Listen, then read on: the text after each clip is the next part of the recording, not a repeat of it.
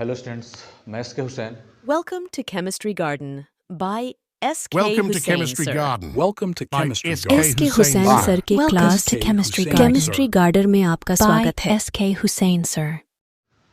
आज हम लोग जो पॉलीमर के बारे में पढ़ेंगे तो उसके पहले एक बात हम बतला देते हैं कि थोड़ा चैनल को सब्सक्राइब भी कीजिए, लाइक भी कीजिए, ताकि इसमें हम और भी नई नई बात, नई वीडियो डाल सकें, ताकि आप लोग को भी एग्ज़ाम में, कंपटीशन में इसका फ़ायदा हो और इसका फ़ायदा हमको भी मिल सके। इसलिए ऐसा आप करते रहिए।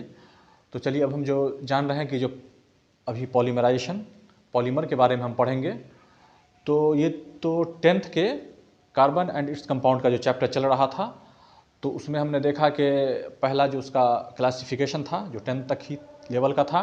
उसके बाद जो IUPAC नाम था वो 10 से लेकर के आगे तक का था, जिसको नोमेनक्लेचर कहते थे। उसके बाद आइसोमेरिज्म था, वो भी 10 से लेकर के आगे तक का था।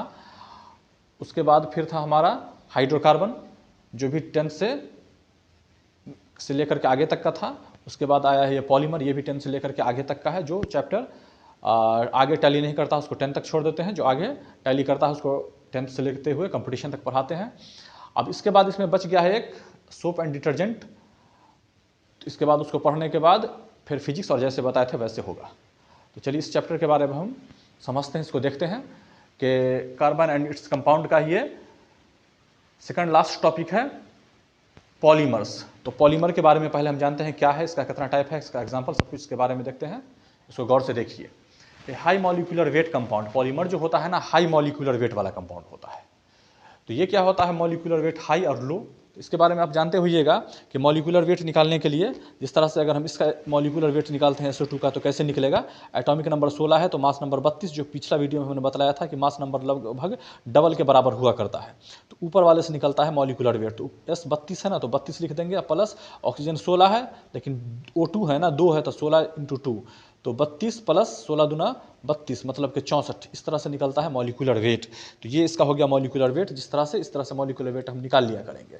तो हम जानते हैं कि जितना भी पॉलीमर होता है वो हाई मॉलिक्यूलर वेट कंपाउंड हुआ करता है। चलिए ठीक है, वो बनता कैसे है, formed by the combination of a large number of one और more types of small molecules of low molecular weight. देखिए, जब कम मॉलिक्यूलर वेट वाला जो मॉलिक्यूल होगा वह एक टाइप का या एक से ज़्यादा टाइप का हो सकता है, लेकिन एक से ज़्यादा एक साथ कंबाइंड करता है, मतलब ऐड होता है, मिलता है, और छोटा छोटा लो मॉलिक्यूलर वेट वाला मॉलिक्यूल मिल करके एक ज़्यादा मॉलिक्यूलर वेट वाला कंपाउंड बना लेता है, जिसको हम पॉलीमर कहते हैं। अब जो छोटा छोटा जो लो मॉलिक्यूलर वेट वाला यूनिट मिलता है, उस छोटे छोटे यूनिट को हम मोनोमर्स कहते हैं। तो ये कह सकते हैं कि मोनोमर्स, जिसका मॉलिक्यूलर वेट लो होता है, सब एक टाइप का या अलग अलग टाइप का एक साथ जुड़ के कंबाइंड हो करके एक भारी ज़्यादा मॉलिक्यूलर वेट वाला कंपाउंड बना लेता है, जिसको हम पॉलीमर कहते हैं। और इस तरह का जो प्रोसेस होता है उसको हम पॉलीमराइजेशन कहते हैं, जिसको अभी हम देखेंगे। तो पॉलीमर का एग्जाम्पल क्या है, जैसे क्या पॉलीमर बना, जैसे सेलुलोज बना, स्टार्च बना, रबर बना, प्रोटीन बना, रेजिन बना, न्यूक्लिक एसिड बना, ये सब नेचुरल पॉलीमर है। ये सब तो पॉलीमर बना, लेकिन ये सब नेचुरल पॉलीमर होता है। तो जब नेचुरल पॉलीमर होता है तो इसका मतलब है सिंथेटिक पॉलीमर भी होता होगा, मैन मेड, आर्टिफिशियल, जो आदमी का बनाया हुआ होता होगा पॉलीमर, हाँ होता है। इसलिए सिंथेटिक पॉलीमर क्या है, जैसे पॉलीथीन, नायलॉन और डेक्रॉन, ये सब मैन मेड है, आदमी का बनाया हुआ सिंथेटिक पॉलीमर है, आर्टिफिशियल पॉलीमर है। लेकिन इसको किसने बनाया था, आम आदमी तो नहीं बना लेगा, तो किसने बनाया था, तो W.H. कैरोथर ने बताया था कि ये पॉलीमराइजेशन प्रोसेस के जरिए बनेगा, तो उस जरिए से इसको बनाया गया पॉलीमर को, पॉलीमराइजेशन प्रोसेस के थ्रू। इसमें क्या होता है, स्मॉल, छोटा छोटा लो मॉलिक्यूलर वेट वाला मॉलिक्यूल सब, कंपाउंड सब जुड़ता है, और जुड़ने के बाद सेम टाइप का या अलग अलग टाइप का एक से ज़्यादा एक साथ कंबाइन होकर के, ऐड होकर के, मिल करके पॉलीमर बना लेता है। और ऐसी प्रोसेस को हम, इस तरह की क्रिया को हम पॉलीमराइजेशन कहते हैं। तो पॉलीमराइजेशन भी जो है दो तरह का होता है, कंडेंसेशन पॉलीमराइजेशन और एडिशन पॉलीमराइजेशन। तो अब हम इसमें देखेंगे कि कंडेंसेशन तरीके से या एडिशन तरीके से किस तरह से छोटा छोटा लो मॉलिक्यूलर वेट वाला कंपाउंड जुड़ता है और सेम या डिफरेंट टाइप्स का ऐड होकर के हाई मॉलिक्यूलर वेट वाला पॉलीमर कैसे बना लेता है। इस प्रोसेस को हम पॉलीमराइजेशन कैसे कहते हैं। तो इसमें हम देखते हैं कि कंडेंसेशन तरीके से किस तरह से जुड़ता है। देखिए इसमें जो है मोनोमर यूनिट जो होता है, मोनोमर सब उसकी यूनिट हो गई मोनोमर, उसमें मोनोमर यूनिट सब जो है एक दूसरे के साथ जुड़ता है। किस तरह से जुड़ता है, तो उसमें as a byproduct small छोटा छोटा मॉलिक्यूल सब निकलता है। अब वही छोटा छोटा मॉलिक्यूल सब जो कम मॉलिक्यूलर वेट वाला होगा एक साथ जुड़ेगा, सेम या डिफरेंट होगा, ऐड होगा, कंबाइन होगा और ज्यादा मॉलिक्यूलर वेट वाला पॉलीमर बना लेगा। तो इस तरह के पॉलीमराइजेशन प्रोसेस को कंडेंसेशन पॉलीमराइजेशन कहते हैं। इसमें बाई प्रोडक्ट ग्रुप में H2O और CH3OH निकलेगा। तो इसमें किस तरह का हम देखते हैं कि इसका क्या एग्जांपल है, इसमें किस तरह का कंडेंसेशन पॉलीमराइजेशन का क्या एग्जांपल है, इसमें किस तरह का प्रोडक्ट तैयार होता है, जैसे नायलॉन, टेरिलीन। तो इस सब को इसको हम स्टेप पॉलीमराइजेशन भी कहते हैं और इसमें जो पॉलीमर बनता है उसको हम स्टेप ग्रोथ पॉलीमराइजेशन भी कहते हैं। दूसरा है एडिशन पॉलीमराइजेशन। इसमें देखते हैं कि किस तरह से लो मॉलिक्यूलर वेट वाला छोटा छोटा मोनोमर सब किस तरह से जुड़ता है और सेम या डिफरेंट ऐड होकर के, कंबाइन होकर के, जुड़ करके किस तरह से एक हाई मॉलिक्यूलर वेट पॉलीमर बनाता है और किस तरह से ये एडिशन पॉलीमराइजेशन कहलाता है। तो इसमें हम देखते हैं कि इसमें जो मोनोमर सब ऐड होता है उसमें कोई भी बाई प्रोडक्ट नहीं निकलता है और खुद मोनोमर छोटा छोटा जो मॉलिक्यूल सब है, मतलब लो मॉलिक्यूलर वेट वाला, वो खुद एक साथ जुड़ करके एक सिंगल बहुत बड़ा मॉलिक्यूल बना लेता है जिसका मॉलिक्यूलर वेट हाई होता है। तो उसी को हम कहते हैं एडिशन पॉलीमराइजेशन। इसका एग्जांपल है पॉलीइथीन। ठीक है, अब है पॉलीमर के बारे में कुछ इंपॉर्टेंट अलग अलग पॉइंट सब जो आपको ऑब्जेक्टिव में काम आएगा। तो इसको देखिए, पहला पॉइंट है polymer formed by only one type of monomer units. ऐसा पॉलीमर जो सिर्फ एक ही टाइप के, एक से ज्यादा तो रहे, लेकिन अभी पहले हमने पढ़ा था कि एक से ज्यादा तो रहे लेकिन एक या डिफरेंट टाइप का, लेकिन अभी हम पढ़ रहे हैं अलग पॉइंट में कि जो इसमें जो पॉलीमर बनेगा या ऐसा पॉलीमर जो सिर्फ एक ही टाइप के मोनोमर यूनिट से बना हुआ रहे, सारा मोनोमर एक ही हो, एक ही टाइप के स्मॉल मॉलिक्यूल, स्मॉल कंपाउंड, लो मॉलिक्यूलर वेट वाला एक ही टाइप का सारा मोनोमर होना चाहिए। मोनोमर यूनिट सब का सब एक ही टाइप का होना चाहिए। अब उससे जो पॉलीमर बनता है उसको हम होमोपॉलीमर कहेंगे। होमो मतलब सेम मोनोमर से बना हुआ पॉलीमर। मॉलिक्यूलर वेट तो लोड होगा ही उस मोनोमर का, छोटा तो होगा ही, लेकिन जुड़ के जो एक हाई मॉलिक्यूलर वेट बड़ा बनाएगा तो सारा का सारा जो मोनोमर जुड़ा है सब एक ही टाइप का रहा होगा, उसी को हम कहते हैं होमोपॉलीमर। वाइल लेकिन अगर दो या उससे दो अलग अलग डिफरेंट टाइप का स्मॉल मोनोमर सब जुड़ करके हाई मॉलिक्यूलर वेट बड़ा पॉलीमर बना लिया है, तो देखिए अगर सेम टाइप का मोनोमर जुड़ा तो होमोपॉलीमर, और डिफरेंट टाइप का मोनोमर जुड़ा तो उसको हम कोपॉलीमर कहेंगे। देखिए सब में तो जुड़ेगा स्मॉल लो मॉलिक्यूलर वेट वाला छोटा, लेकिन शुरू में इंट्रोडक्शन में हमने बतलाया कि एक टाइप या अलग अलग टाइप। यहां पर बतला रहे हैं कि अगर अलग अलग टाइप वाला जुड़ेगा तो उसको कहेंगे कोपॉलीमर, लेकिन सब अगर सेम टाइप का मोनोमर जुड़ेगा स्मॉल मॉलिक्यूलर वेट छोटा वाला और उससे बहुत बड़ा एक हाई मॉलिक्यूलर वेट पॉलीमर जो बनाएगा तो उसको कहेंगे हम सब एक ही रहेगा तो होमोपॉलीमर, डिफरेंट रहेगा तो कोपॉलीमर हम कहेंगे। अगला पॉइंट है synthetic fibre are high tensile strength and flexible. Synthetic fibre जो होता है वो ज्यादा स्ट्रेंथ का होगा, मजबूत होगा और लचीला होता है। नेक्स्ट पॉइंट है polymer which are stretched 150% without breaking and return to their original shape. कोई ऐसा पॉलीमर जिसको अपने ओरिजिनल शेप और साइज से हम चाहें तो 150% ज़्यादा खींच दें, लमड़ा दें, और फिर छोड़ें तो फिर वह अपने ओरिजिनल शेप, पोजीशन, साइज में चला जाए, तो उसी को हम कहेंगे एलास्टोमर। ऐसा होता है, किसी में होता है, जैसे रबर में ऐसा देखा गया है। लेकिन जो अपने ओरिजिनल शेप, साइज से नहीं खींचा सके उसको हम कहेंगे प्लास्टिक। तो प्लास्टिक को देखिएगा कि खींचेगा तो खिंचाएगा, नहीं खिंचाएगा, लेकिन रबर तो खींचा जाता है, 150% अपने ओरिजिनल साइज से ज्यादा खींचा जाता है। अगला पॉइंट है polymer which soften on heating and regain their original property on cooling is called thermoplastic.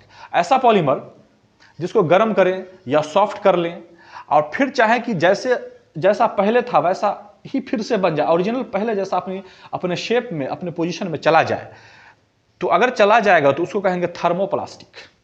ऐसा होता है जैसे पॉलीथीन में, टेफ्लॉन में, पॉलीविनाइल क्लोराइड, ये सब में ऐसा होता है। तो देखिएगा कचरा खरीदने वाला जो होगा वो क्या करेगा कि वो देख देख करके लेता है कि किसको हम लें जो बिकेगा, जिसको फिर गला करके, पिघला करके, सॉफ्ट करके फिर पहले जैसा कोई नया चीज़ हम चाहें या अलग टाइप का भी चाहें तो बना लें, तो वैसा ही चुन चुन करके देख के लेगा। उतना भी उसको पॉलीमर के बारे में जानकारी होती है। लेकिन एक ऐसा पॉलीमर जिसको एक बार हम पिघला लें, सॉफ्ट कर लें, और फिर चाहें कि जैसा पहले था या अलग कोई नया चीज तैयार कर लें, तो वो दोबारा कोई चीज नहीं बन पाएगा उसका। एक बार सेट हो गया तो दोबारा सेट नहीं होता है। देखिए नाम में से याद रखने का तरीका है थर्मोसेटिंग। एक बार हो गया सेट तो दोबारा वो सेट नहीं होता है, उसको कहेंगे थर्मोसेटिंग। और जो कई बार भी बदल जाए उसको कहेंगे थर्मोप्लास्टिक। एक बार सेट हो गया दोबारा सेट नहीं हो तो थर्मोसेटिंग कहेंगे। ऐसा भी होता है, कोई होता है जैसे बेकेलाइट और एल्काइल रेजिन, सब जो एक बार बन जाता है दोबारा फिर वैसा या दूसरे कोई नया चीज उससे नहीं बन पाता है, तो कचरा वाला से इस सबको फेंक देगा, इस सबको नहीं लेता है। अब हम देखते हैं कि पॉलीमर का बंटवारा करेंगे, क्लासिफिकेशन किस बेसिस पे, इंटरमॉलिक्यूलर फोर्स। पॉलीमर में जो उसका मॉलिक्यूल सब है उसके बीच में कितना खिंचाव फोर्स, इंटरमॉलिक्यूलर फोर्स लग रहा है, उसके बेसिस पर पॉलीमर का क्लासिफिकेशन किया गया है। तो पॉलीमर उस बेस पे 4 तरीका का होता है। एक इलास्टोमर, दूसरा फाइबर, तीसरा थर्मोप्लास्टिक, चौथा थर्मोसेटिंग। तो चलिए पहला इसमें देखते हैं कि इलास्टोमर क्या होता है। इलास्टोमर जो है वैसा पॉलीमर का चैन होता है जो एक दूसरे से कमजोर इंटरमॉलिक्यूलर फोर्स के साथ जुड़ा रहता है। उसमें जो बॉन्ड होता है, खिंचाव का फोर्स जो होता है मॉलिक्यूल के बीच, वो कमजोर होता है, उसको कहा जाता है इलास्टोमर। जैसे वल्केनाइज्ड रबर में देखा गया है, देखते हैं रबर खींचा जाता है, उसका इंटरमॉलिक्यूलर फोर्स मॉलिक्यूल के बीच का कम होता है, वीक होता है। चलिए अब दूसरा हम देखते हैं फाइबर के बारे में, तो उसको देखिए। तो चलिए हम इसमें देखते हैं फाइबर के बारे में। लेकिन उसके पहले एक चीज समझ लीजिए कि हम देख रहे हैं कि पहले जो हम पॉलीमराइजेशन सब पढ़ रहे हैं उसमें क्या क्या बात पढ़ेंगे, किसका किसका कहाँ से टाइप होगा, कहाँ से रुक के फिर नया टॉपिक शुरू हुआ, ये सब तो कुछ पता चलना चाहिए ना। इसको पता चलने के लिए देखिए हम जो पहले पढ़े हैं पॉलीमर, और उसके बनने के प्रोसेस को कहते थे हम पॉलीमराइजेशन। तो ये 2 तरह का होता था, कंडेंसेशन पॉलीमराइजेशन और एडिशन पॉलीमराइजेशन, ये बात पढ़े हैं। और ये पढ़े हैं कि पॉलीमर का जो क्लासिफिकेशन करेंगे तो वो होगा इलास्टोमर्स, फाइबर, थर्मोप्लास्टिक और थर्मोसेटिंग। तो ये हो गया इंट्रोडक्शन, समझिए उसको बेसिक। तो ये एक पार्ट हो गया। दूसरा पार्ट पढ़ेंगे रबर के बारे में। तो रबर पढ़ेंगे, उसका वल्केनाइजेशन पढ़ेंगे और सिंथेटिक रबर पढ़ेंगे, फिर उसका 4 टाइप पढ़ेंगे। तो 2 पॉइंट हो गया। और तीसरा पॉइंट पढ़ेंगे फिर फाइबर के बारे में। तो फाइबर के बारे में भी 1, 2, 3 बात पढ़ेंगे। और जब फाइबर पढ़ लेंगे तो चौथा पढ़ेंगे हम प्लास्टिक और रेजिन के बारे में। बस 4 बात अलग अलग पढ़ना है, ताकि किसी मिलाइएगा नहीं, समझिए कि किसको कैसे कितना टाइप का अलग अलग पढ़ना है, इसको ध्यान से रखिए, समझिए। तो इसमें देखिए हम पढ़ते हैं फाइबर के बारे में। तो फाइबर में हम देखते हैं कि जो इंटरमॉलिक्यूलर फोर्स है, इसी की बेसिस पर पढ़ रहे हैं। तो इंटरमॉलिक्यूलर फोर्स जो होता है कार्बन सब के चेन में, तो उसके बीच में हाइड्रोजन बॉन्ड होता है। जैसे नायलॉन 66 में ऐसा दिखाया गया है। उसी तरह से है थर्मोप्लास्टिक, इसमें कितना इंटरमॉलिक्यूलर फोर्स होता है, इसमें जो इंटरमॉलिक्यूलर फोर्स होता है वो इलास्टोमर और फाइबर में जितना होता है उसके बीच का समझिए कि उतना उसमें फोर्स, इंटरमॉलिक्यूलर फोर्स होता है। जैसा इसमें पॉलीस्टाइरीन में देखा गया है। उसी तरह से देखिए थर्मोसेटिंग। तो थर्मोसेटिंग जो होता है, तो पहले शुरू में बता दिए थे बेसिक में, ये बहुत मजबूत होता है, इसको पिघला करके फिर हम दूसरे टाइप का नहीं बना सकते हैं। थर्मो प्लास्टिक को तो पिघला सकते दूसरा चीज बना सकते हैं, थर्मोसेटिंग से दूसरा चीज नहीं बनता है। काहे नहीं बनता है कि ये हाईली क्रॉस लिंक्ड, इसमें जो इंटरमॉलिक्यूलर फोर्स होता है वो हाईली क्रॉस लिंक्ड मजबूत वो होता है, और इसलिए ये स्ट्रांग होता है। स्ट्रांग इसमें इंटरमॉलिक्यूलर फोर्स होता है, इसलिए बहुत मजबूत होता है, इसलिए ये दूसरा चीज नहीं बन पाता है। तो ऐसा देखा गया है बेकेलाइट। तो चलिए एक पार्ट बेसिक का जो था समझिए कि ये बेस खत्म हो गया। अब पढ़ना शुरू करते हैं रबर के बारे में। तो रबर के बारे में देखिए, नेचुरल रबर, पहले नेचुरल रबर के बारे में पढ़ते हैं, जिसको हम काउच कहते हैं या हेलिया रबर कहते हैं। इस रबर के बारे में हम जानेंगे कि it is obtained from the tree Hevea brasiliensis. ये नेचुरल रबर कहां से मिलता है? तो नेचुरली कहीं से नेचुरली ना मिलेगा, तो ये मिलता है हेलिया ट्री जो कि ब्राजील में है, पेड़ इसका झाड़, तो वहां से हम उस पेड़ से निकालते हैं रबर। तो पेड़ से कैसे निकलता है? Rubber is obtained from latex collected from the cut made in the bark of the tree। देखिए जिस तरह से पपीता के पेड़ को काट दीजिएगा तो उसमें दूध जैसा निकलेगा अल्कोहल, इसी तरह से गुल्लर के पेड़ को काटिएगा उसमें दूध जैसा निकलता है, आम के पेड़ को काट दीजिएगा उसमें लस्सा की तरह निकलता है। उसी तरह से जो हेलिया ट्री है उसको भी काट दीजिएगा तो उसमें जो दूध जैसा निकलेगा उसको कहते हैं हम लैटेक्स। तो क्या करते हैं कि collected from cut made in the bark of the tree, पेड़ के छाल में कट निशान लगा देते हैं, उसी में से दूध जैसा निकलता है। तो दूध जैसा जो निकलता है लैटेक्स, उसमें 25 से 40% तक रबर हाइड्रोकार्बन रहता है, और कुछ दूसरा चीज भी उसमें मिला हुआ रहता है, अदर इम्प्यूरिटी भी मिला हुआ रहता है। अदर इम्प्यूरिटी कहेंगे तो उसमें रहता है जैसे क्या चीज, फैटी एसिड रहता है, प्रोटीन रहता है, रेजिन रहता है, ये सब रहता है उसमें इम्प्यूरिटी के रूप में। तो पेड़ से निकला हुआ चीज नेचुरल तो उसमें रहेगा ही, ये सब रहता है। लैटेक्स को हम फिर एसिड के साथ ट्रीट करते हैं, करने के बाद उसमें से फिर अच्छा रबर हमको मिल जाएगा। देखिए क्रूड रबर जो था तक अच्छा रबर नहीं था, उसका फार्मूला होता है C5H8। It is found to be a polymer of cis isoprene. Rubber जो होता है वो सिस आइसोप्रीन का पॉलीमर होता है। किसका? इसका CH2 double bond CH3 CH double bond CH2 इसका। The raw rubber without modification used for the production of clip source for shoes. कच्चा रबर जो होता है जिसका अभी तक हमने मॉडिफिकेशन नहीं किया है, तो उसका इस्तेमाल कहां करेंगे? उसका इस्तेमाल करेंगे जूता चप्पल का सोल बनाने के लिए। तो उधर खराब रबर से भी काम चल जाएगा, उसी में उसका इस्तेमाल हम करते हैं। It's solubility in organic solvent for preparing rubber derivatives and adhesive solution. इसको अगर हम इसका सॉल्युबिलिटी हम ऑर्गेनिक सॉल्वेंट में करते हैं ताकि रबर का डेरिवेटिव या एडहेसिव सॉल्यूशन बन सके। अब रबर का वल्केनाइजेशन हम करके देखेंगे, ये बहुत इंपॉर्टेंट है। रबर का वल्केनाइजेशन खूब पूछता है कि रबर का वल्केनाइजेशन क्या होता है, कैसे किया जाता है, इससे क्या फायदा होता है, किसने बताया? तो देखिए जब रबर को हम सल्फर या सल्फर के कंपाउंड के साथ 150 डिग्री सेंटीग्रेड पर कुछ घंटा के लिए गर्म करते हैं, तो क्या होता है कि सल्फर जो है वो क्रॉस रूप से क्रॉस लिंक्ड हो जाता है, जुड़ जाता है और उसको मजबूती दे देता है। इस ऐसा करने को, ऐसा बताने को सबसे पहले चार्ल्स गुडईयर ने बताया था। रबर सॉफ्ट होगा तो उसका कुछ सॉफ्ट वाला चीज बन जाएगा, लेकिन यहाँ हार्ड रबर की जरूरत होगा। उसका वल्केनाइजेशन कीजिए सल्फर के कंपाउंड के साथ 150 डिग्री सेंटीग्रेड पर कुछ घंटा गर्म कीजिए, तो जब सल्फर क्रॉस लिंक्ड हो जाएगा तो मजबूत होगा। तो रबर का जो मजबूत सामान का जरूरत है जिससे टायर सबका वो बना दीजिएगा। तो इसके चलते इस बात को सबसे पहले चार्ल्स गुडईयर ने बताया। तो देखिएगा जो बड़े गाड़ी का टायर होगा वो सबको छोड़ दीजिए, ट्रैक्टर है जैसे ट्रैक्टर के टायर में देखिएगा लिखा हुआ रहेगा गुडईयर। इसका मतलब वल्केनाइजेशन के बारे में वही बताया था कि टायर बन सकता है मजबूत चीज, तो टायर में देखिएगा लिखा है गुडईयर। अब देखिए ट्रांस 1,4 पॉलीआइसोप्रीन पॉलीमर जो है ये बहुत हार्ड हार्डी मटेरियल होता है, इसलिए इसको हम गट्टा पच्चा रबर भी कहते हैं। इससे और भी मजबूत चीज हम रबर का बना सकते हैं।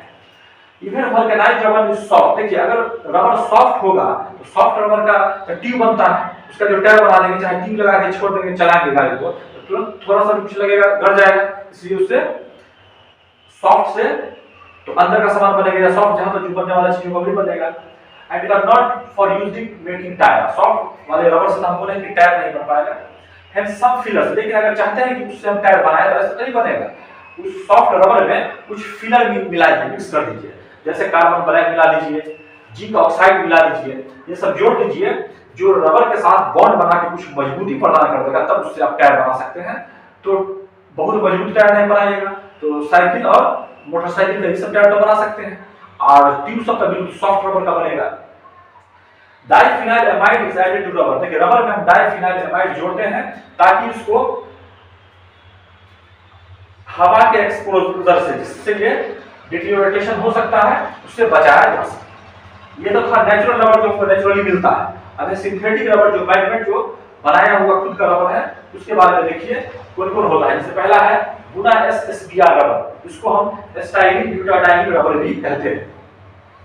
ये कैसे होता है, क्या होता है, देखिए जब एक जैसा मोनोमर मिलेगा तो होमोपॉलीमर, यहाँ ये है कोपॉलीमर, इसका मतलब इसमें दो या उससे ज्यादा चीज मिला हुआ है। इसमें 75% ब्यूटाडाइन और 25% स्टाइलिन मिला हुआ है, मतलब कि C6H5CH2। कोल्ड रबर जो है obtained by the polymerisation of, देखिए कोल्ड रबर कहां से मिलता है, वो मिलता है ब्यूटाडाइन और स्टाइलिन का जब पॉलीमराइजेशन करेंगे -1800 डिग्री C पर, तब हमको कोल्ड रबर मिलेगा। और ये पूरा SSBR स्टाइलिन ब्यूटाडाइन रबर क्या है, ये 75% ब्यूटाडाइन और 25% स्टाइलिन का मिक्सचर है। अब देखिए बुना N रबर दूसरा NBR, इसमें 75% ब्यूटाडाइन और 25% vinyl cyanide CH2 double bond CH ये मिलकर के बनाता है बुना NBR रबर। उसके बाद है ब्यूटाइल रबर। देखिए ब्यूटाइल में है क्या, कभी जो अगर ट्यूब खराब हो जाए साइकिल मोटरसाइकिल सबका या कोई भी गाड़ी का, उसमें देखिए जिस ट्यूब पर ब्यूटाइल लिखा रहेगा ना, थोड़ा लपड़ता ज्यादा है, तो कुछ गड़ने के लिए लपट जाएगा, जब उसमें गड़े नहीं, तो ब्यूटाइल लिखा हुआ ट्यूब लीजिएगा तो ज्यादा दिन तक चलेगा। देखिएगा खोज का लिखा रहेगा ब्यूटाइल, तो वैसा लीजिएगा। तो ब्यूटाइल रबर इट इज, ये भी कोपॉलीमर है, इसमें 98% आइसोब्यूटीन Mb2C और 2% ब्यूटाडाइन या isoprene CH2 double bond CmCH2, इससे बनता है ब्यूटाइल रबर।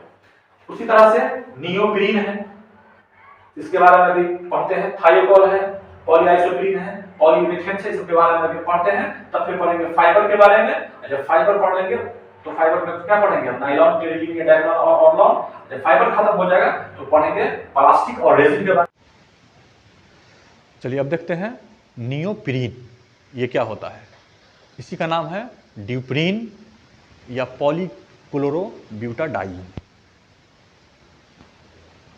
इसके बारे में देखिए, it is prepared by the, ये कैसे बनता है, पॉलीमराइजेशन ऑफ क्लोरोप्रीन। ये क्लोरोप्रीन के पॉलीमराइजेशन से बनता है। क्लोरोप्रीन मतलब 2-क्लोरो-1,3-ब्यूटाडाइन। देखिए जो IUPAC बताया था नोमेनक्लेचर, उसमें कोई भी नाम कहीं का भी आसानी से लोग लिख सकता है। कैसे लिखेगा, ब्यूटाडाइन है ना, पहले इसको पकड़ा जाता है। ब्यूटा मतलब 4 कार्बन, डाइइन मतलब उसमें 2 डबल बॉन्ड कहीं ना कहीं पे है। कहां पर है, 1 और 3 पर है डबल बॉन्ड, ठीक है। और 2 नंबर पर Cl क्लोरीन क्लोरो जोड़ दीजिए, ऐसे ही करके होता था। चलिए अब है थायोकॉल्स, इसका नाम होता है पॉलीसल्फाइड्स। इसके बारे में देखिए, thiokols are the condensation polymer of organic dihalides. Thiokol जो है वो कंडेंसेशन पॉलीमर है। उस टाइम में जो हम बतलाया था कंडेंसेशन और एडिशन, तो उसी में ये कंडेंसेशन पॉलीमर है थायोकॉल। किसका, ऑर्गेनिक डाइहाइलाइड का और इनऑर्गेनिक पॉलीसल्फाइड का। जैसे ethylene dichloride and sodium polysulphide, यही बनाएगा पॉलीसल्फाइड रबर। छठा है पॉलीआइसोप्रीन रबर। यह सिंथेटिक बनाया हुआ नेचुरल रबर होता है, polyisoprene rubber. It is a polymer of isoprene, ये आइसोप्रीन का पॉलीमर होता है। सातवां है polyurethanes. It is obtained by the reaction of, ये कैसे मिलता है, किसके रिएक्शन से, रिएक्शन ऑफ डाइआइसोसाइनेट का रिएक्शन जब हम कराएंगे पॉलीएस्टर के साथ तो पॉलीयूरेथेन मिलेगा। Having hydroxy group on the ends, और अपने अंत में हाइड्रोक्सी OH ग्रुप उसमें लगा रहता है। इट इज ऑब्टेन्ड फ्रॉम, ये कैसे मिलता है और तरीका देखिए, 2,4-डाइआइसोसाइनोटोल्यूइन। ये 2,4-डाइआइसोसाइनोटोल्यूइन और पॉलीएस्टर ऑफ एडिपिक एसिड को जब ग्लिसरॉल के साथ मिलाते हैं तो हमको मिलता है पॉलीयूरेथेन, ऐसे भी मिलता है। It is used as a leather substitute, इसका इस्तेमाल लेदर सब्सटीट्यूट में, फ्लेक्सिबल फ्रॉम प्रोडक्ट्स, फ्लेक्सिबल जहां बनाने की जरूरत होती है, इस सब में इसका इस्तेमाल हम करते हैं। अब चले आइए फाइबर के बारे में। तो फाइबर देखिए, पहले देखिए प्योरली नेचुरल फाइबर, जैसे कॉटन, सिल्क, लेनिन, जूट, ऊल, ऊन, ये सब तो हुआ प्योरली नेचुरल। ठीक,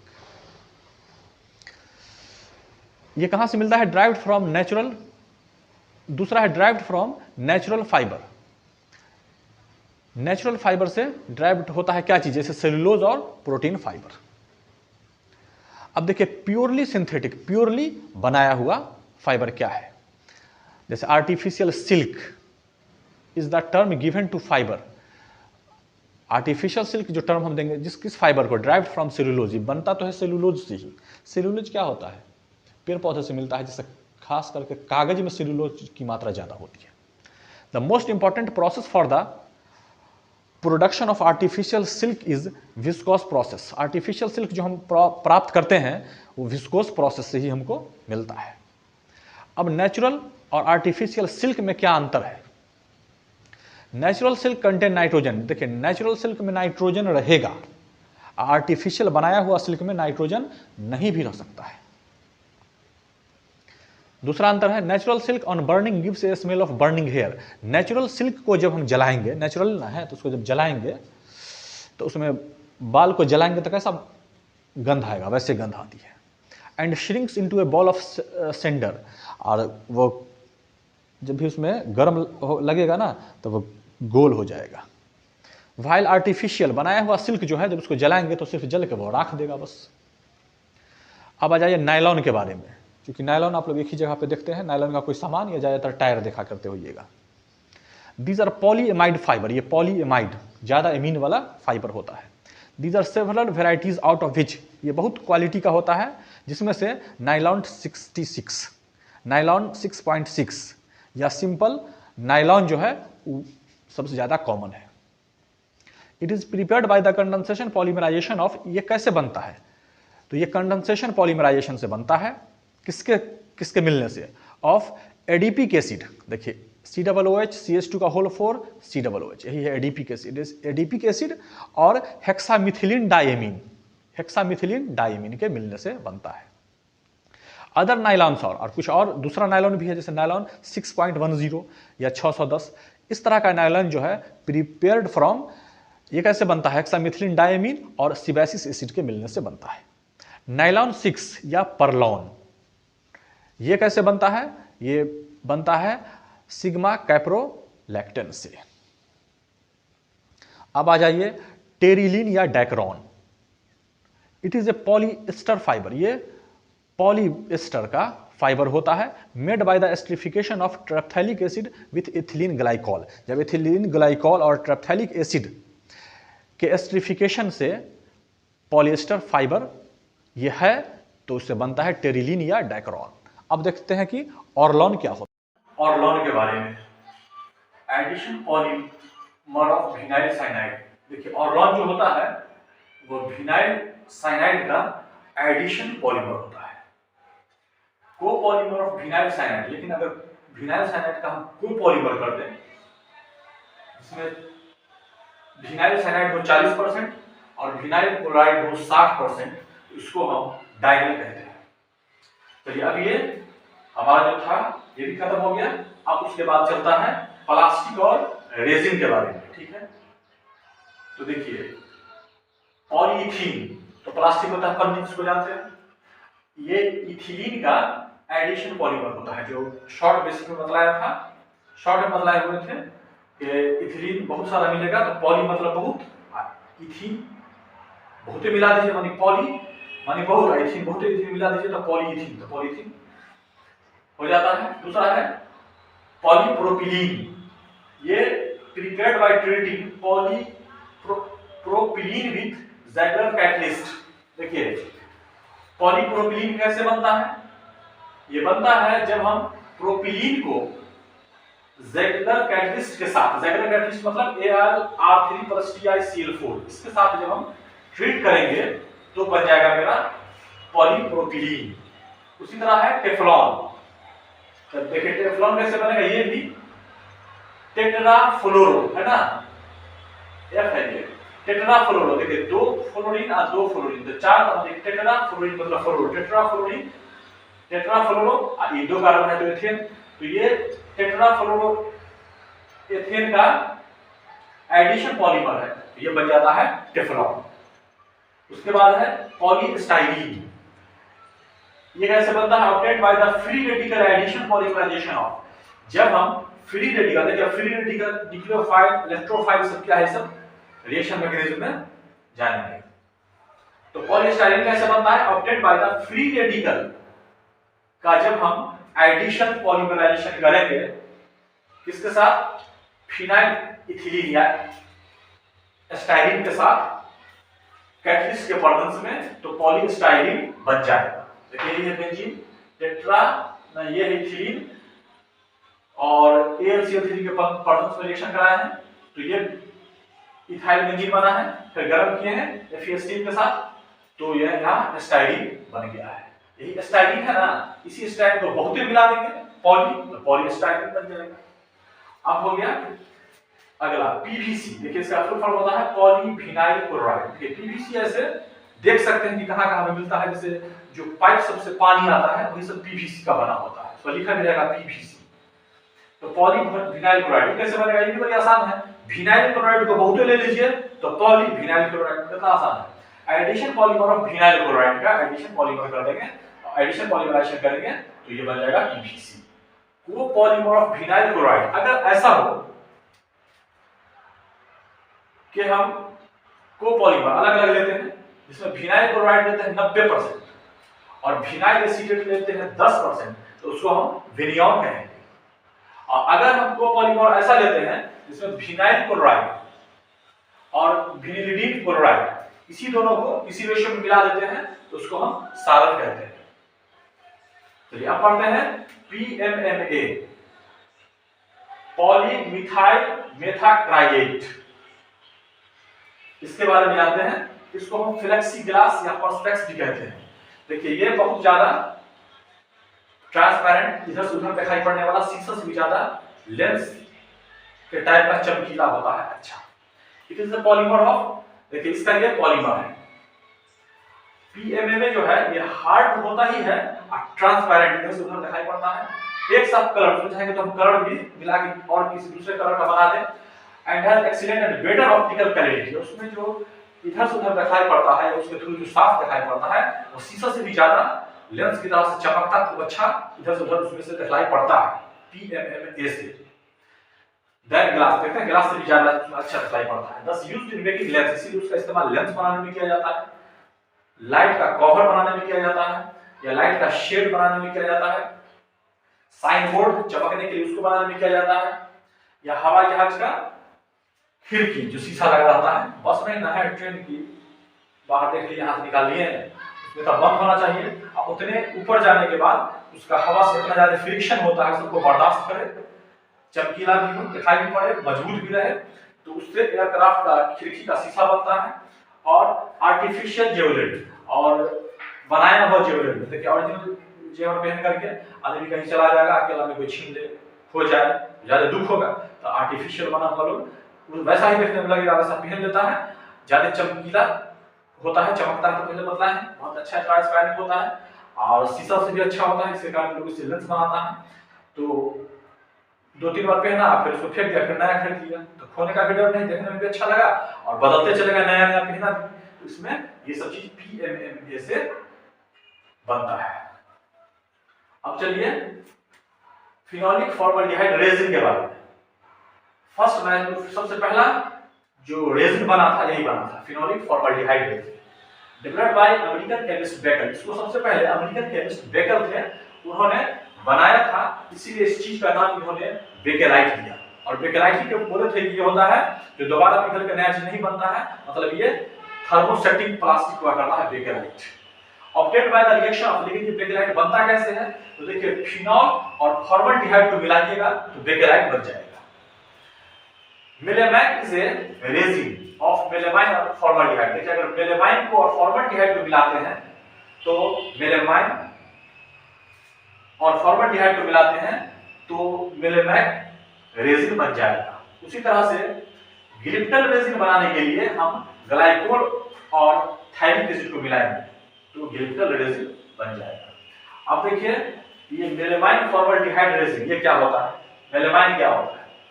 ये कोपॉलीमराइज है टू गिव पॉलीमर। इससे जो पॉलीमर मिलता है उससे हम प्लास्टिक का कप बनाते हैं या प्लास्टिक का प्लेट बनाते हैं। तो साथ में देखिएगा पूरा लाइन लगा हुआ है और एक तरफ से खाना देता है ना, उसको बदलाया था जो कोई चीज डालेगा एक तरफ से, इसमें कार्बन के लंबा चेन में कहीं पर चैन टूटना नहीं चाहिए, जिससे जो आईपीसी लोग निकले चैन पड़े थे। खाना डालते डालते इतना को छोड़ के आगे बढ़ जाइए तो देखिए लड़ाई झगड़ा शुरू कर देगा। इसीलिए जो खास करके कोरोना के टाइम में जो प्लेट हुआ करती थी स्टील वाले, उसमें लोग खाना नहीं चाहता है, फाइबर वाले नहीं खाना चाहते हैं, तो खाना लोग चाहता है खाओ फेंको में, उसमें खाना चाहता है। तो उसी का जो कप या प्लेट से बनता है मेलेमाइन फॉर्मल्डिहाइड रेजिन का, तो वो हार्ड भी थोड़ा होता है मजबूत और गिरने से टूटेगा भी नहीं, और उसमें लोग खाना भी चाहता है तो भाई अब ज्यादा चलता है। देखिए यही है मेलेमाइन फॉर्मल्डिहाइड के साथ पॉलीमराइज कर दिया तो यही बन गया मेलेमाइन रेजिन, मेलेमाइन पॉलीमर बना। तो इस तरह से करके यहाँ पे ये हमारा पॉलीमर जो कार्बन एंड इसका बॉन्ड का टॉपिक था ये खत्म हो गया। Welcome to Chemistry Garden by S.K. Welcome to Hussain, Chemistry sir. Garden. Welcome to by Chemistry S.K. Garden. S.K. Hussain Sir. Sir के Welcome class to chemistry Hussain, chemistry sir. Garden में आपका By स्वागत है। S.K. Hussain sir.